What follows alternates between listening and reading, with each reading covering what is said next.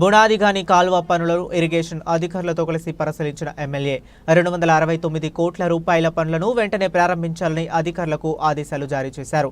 రైతులకు ఇబ్బందులు లేకుండా పనులను పూర్తి చేస్తాం. 2004 రాజశేఖర్ ఉన్నప్పుడు మొదలుపెట్టిన కాలువ, అప్పటికెళ్ళి మొదలు పెడితే ఈ కాలువ ఎన్నడూ కాలే. తర్వాత అప్పుడు ఆయన 40 కోట్లు ఇచ్చిండు. తర్వాత మొన్న అంతకుముందు 10 ఏళ్ల గవర్నమెంట్ లో కేసీఆర్ ఇచ్చినట్టు ఇచ్చిన ఆ పైసలు రాలే. ఇప్పుడు మళ్ళా దాదాపు 3 కాలువలకు 500 కోట్లు, ఒక్క కాలువకు 269 కోట్లు. బునియాదిగాని కాలువ ఇది తొందరగా చేయాలి. మనకు దాదాపు 16 నెలలు అయింది శాంక్షన్ అయ్యి, టెండర్లు పిలిచి ఇంత టైం అయింది. ఆలస్యం చేయొద్దు. మళ్ళీ పంటలు మొదలు పెడితే మన పని చేయరాదు. అందుకనే మనమే వచ్చినాం. ఇప్పుడు ఎస్సీ గారు వచ్చిండ్రు, మన ఈ గారు, అందరూ ఆర్డీఓ గారు వచ్చిండ్రు. మరి ఈరోజు బునియాదిగాని కాలువ త్వరగతిన స్టార్ట్ చేయడానికి అందరికి తెలుసు. శాంక్షన్ అయినాయి నిధులు 269 కోట్లు బునియాదిగాని కాలువకే. ఇలాపల్లి ధర్మాడి కాలువలకు ఇంకో 220 కోట్లు, దాదాపు 500 కోట్లు ఇరిగేషన్ శాఖ మంత్రులు ఉత్తమ్ కుమార్ గారు, రేవంత్ రెడ్డి గారు, ముఖ్యమంత్రి గారి సమ్మతితో శాంక్షన్ చేయడం జరిగింది. సరే, శాంక్షన్ అయినాక మొదటి సంవత్సరం ఎలక్షన్ శాంక్షన్ అయిపోగానే మరి టెండర్లు పిలిచే కార్యక్రమం ఇవన్నీ కూడా ఉండే. టెండర్లు అయిపోయి 2-3 నెలలు అయింది. ఇప్పుడు పని స్టార్ట్ చేయాలి. 2వ సంవత్సరంలో ఉన్నాం. ఇప్పుడు స్టార్ట్ చేయకపోతే 3వ సంవత్సరానికి పోతుంది. మళ్ళీ 2 పంటలు మొదలైతే. సో త్వరగతిన ఉన్న సమయాన్ని వాడుకోవాలి, లేట్ చేయొద్దు అని చెప్పి ఈరోజు ఎస్సీ గారు, ఈ గారు, ఆర్డీఓ గారు, మరి అందరం కూడా అధికారులు, డిప్టీ ఏఈలము సంబంధించి ఈ ప్రాంత రైతులు కింది పక్క రైతాంగం ఎవరికైతే నీళ్లు రాకుండా ప్రతి పంటకు నీళ్ల కోసం బాధపడుతూ ఈడదాకా వచ్చి ప్రతి పంటకు తిరిగిపోతూ ఉంటారు. అందరూ కూడా కలిసి వచ్చారు. అందరికి నమస్కరిస్తూ, సరే ఈ కాలువ మీద క్షేత్రస్థాయిలో మనం అందరం చూద్దాం. ఎందుకంటే ఈడ కాంట్రాక్టర్ అడగగానే ఈడ సార్ ఎట్లా చేస్తాం ఏంది అది ఆయన కొంచెం డౌట్ లో ఉండే. అది కాదు పరిస్థితి, పోయి చూద్దామని ఇక్కడికి వచ్చినాం. ఇది ఫస్ట్ రీచ్. ఇది పైకెళ్ళి మన మక్తానంతరం 0కి వెళ్ళి ఇప్పుడు ఈ రోడ్ వరకు 4.65 కిలోమీటర్స్. ఇది ఫస్ట్ రీచ్. అదే ఎస్సీ గారు, ఇది 4.65 కిలోమీటర్స్ ఫస్ట్ రీచ్. ఈ ఫస్ట్ రీచ్ కాలువ వెడల్పు దాదాపు సరిపోయిన వెడల్పు ఉంది. ఇప్పుడు బునియాదిగాని కాలువ బేసిక్ విడితే ఏంటంటే అంతకుముందు 2.5 మీటర్స్ ఉంటే ఈ రోజు 6.5 మీటర్స్ చేస్తున్నాం. అంతకుముందు ఒక 50 క్యూసెక్స్ నీళ్ళు వచ్చేది. ఇప్పుడు 350 క్యూసెక్స్ నుంచి ఇప్పుడు 350 క్యూసెక్స్ లకు తీసుకెళ్లే డిజైన్స్ మార్చి చేసే కార్యక్రమం అన్నట్టు. అంటే దాదాపు అంతకుముందు కంటే 7-8 ఇంతల నీళ్లు తీసుకొస్తేనే మనకు ధర్మారం వరకు నీళ్ళు పోతాయి. ఇది ధర్మారం అంటే మన మోత్కూరు కింద, మోత్కూరులో వస్తుందా ధర్మారం, ఆడగూడూరులో వస్తుంది. సో అక్కడి వరకు మనకు నీళ్ళు తీసుకెళ్లాలంటే ఇప్పుడు యాక్చువల్ ఏమైతుందంటే ఈ ముద్దంపల్లికే పోతున్నారు. తీరా మోకా మీద పొట్టాలకు వస్తాయి వర్షన్లు, ముద్దంపల్లికి నీళ్ళు పోవు. రైతులు రాత్రులు కరెంట్ అన్న బంద్ చేయాలి సార్ అంటారు అధికారులు. కరెంట్ బంద్ చేయొద్దు, మేము 24 hours చేయాలని వాళ్ళని బతులాడు. ఈ గుర్రెబ్బెక్కాకు దాటుడు, ఈ 5-6 ఊళ్ళు దాటగానే నీళ్ళు పోతలు. అంటే రీజన్ ఏంటంటే ఇప్పుడు మేము ఇక్కడ ఎర్రగుంట దగ్గర చూసినాం. ఎర్రగుంట అని కుంట ఉంది, అటు పక్కకు మాధవరం రైతులు. ఆ కుంట నిండగానే నీళ్లు మసులుతున్నాయని వాళ్ళు, పొలాలు మునుగుతున్నాయని వాళ్ళు బాధపడతారు. అయితే ఆడ ఏంటంటే ఆడ సమస్య ఏంటంటే ఆడ తూములు కూడా ఉన్నాయి. ఆ తూములు మొత్తం కూలిపోయినాయి. అంటే కాలువకు అడ్డంగా తూములు ఉంటే అన్ని కూలిపోయినాయి. నీళ్ళు కింద పోవు. వచ్చే నీళ్ళని పోనీయకుండా అవి చక్కగా ఎడబడతాయి. ఎంకరాలేశ్వర్లకి వెళ్ళి ఇక కిందల్లా ఎంకరాలేశ్వర నీళ్ళు ఎక్కడ పోతాయి?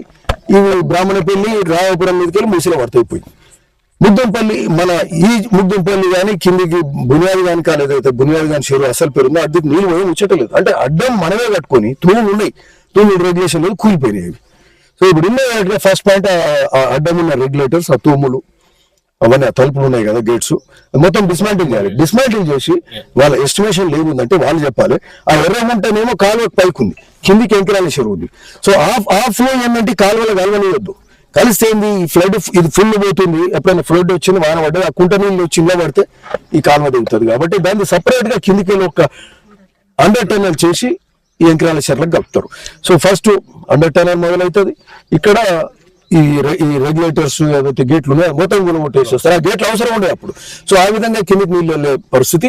అయితే ఫస్ట్ రీచ్ ఏంటంటే ఆల్రెడీ కాలువ వెడల్పు ఎక్కువ ఉంది, దాదాపు 6 మీటర్ల వరకు ఉంది. సో ఇక్కడ ఏమున్నా ఇట్లాంటి స్ట్రక్చర్స్ కానీ ఇప్పుడు ఇక్కడ ఇంకో పాయింట్ దగ్గర కూడా చూసినాం. ఇప్పుడు ఇక్కడ ఇక్కడనే రోడ్ దగ్గర చూసినాం, ఆడ కల్వర్ట్ కట్టే అవసరం ఉంది. సో ఆ కల్వర్ట్లు కట్టాలి, లేకపోతే ఊరి వాళ్ళకి ఇబ్బంది అవుతుంది. సో ఇట్లాంటి సమస్యలు ఉన్నాయి. ఇక్కడ ఈ అప్పర్ రీచ్ ఫస్ట్ రీచ్ లో ఇమీడియట్ గా స్టార్ట్ చేయొచ్చు. ఆ గేట్లు తీసేస్తే ఫస్ట్ ప్రాబ్లం, ఫస్ట్ అబ్స్టాకల్ మనకి ఏదైతుందో నీళ్లు రాకుండా చేసేది ఇది ఇమీడియట్ డిస్మాంటిల్ చేయాలి. ఈ 2 నెలల అయిపోవాలి. మనకు నెక్స్ట్ సీజన్ మనకు జూన్ ఎండ్కని నీళ్లు వదులుతాం. 15 రోజులు లేట్ వదిలినా మొదటి పంటకు నీళ్ళు వస్తాయి. మొత్తమే క్రాప్ హాలిడే ఇచ్చే బదులు క్రాప్ హాలిడే ఇవ్వకుండానే ఈ 2 months చేద్దాము. వీలైతే ఫస్ట్ క్రాప్ వేసుకొని రెండో క్రాప్ ఇది రబీ సీజన్ వేసంగి నుంచి కొడితే వేసంగి మళ్ళీ తర్వాత ఎండాకాలం వరుసగా 7 నెలల టైం దొరుకుతుంది.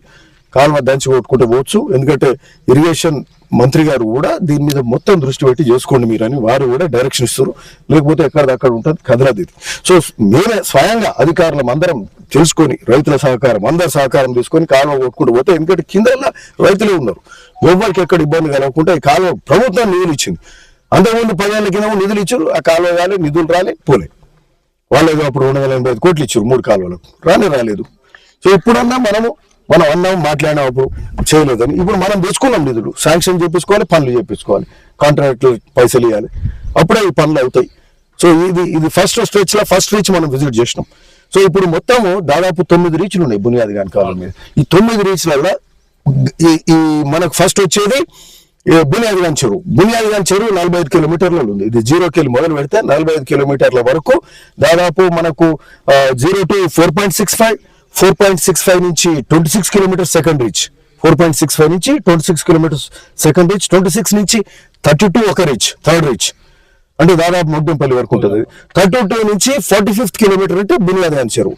సో ఈ 4 రీచ్లను మనం ముందు ఫస్ట్ దశలో తీసుకుంటే కిందకి పోతాయి. కింద పోయి చేస్తే నీళ్ళు పోయేది లేదేం లేదు, పైకి వెళ్ళి సాఫ్ చేసుకుంటూ పోతే కిందకి నీళ్ళు పోతాయి. సో దీని మీద పూర్తి దృష్టి పెడుతూ అట్లీస్ట్ ఈ 2 నెలల్లో ఫస్ట్ రీచ్ లోకి వెళ్ళాలని కొట్టుకుంటూ పోయి ఫస్ట్ 2 రీచెస్ 7 స్ట్రక్చర్స్ అవసరం, 7 నీళ్ళు బ్లాక్ చేస్తుంది. ఇట్లాంటివి చేసుకుంటూ పోతే బాగుంటుందని చెప్పి సో అధికారులం అందరం కూడా రావడం.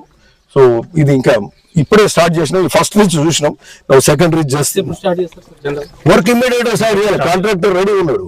ఎస్ఐ గారు చెప్పండి. ఇమీడియట్ గా స్టార్ట్ చేస్తామండి. అంటే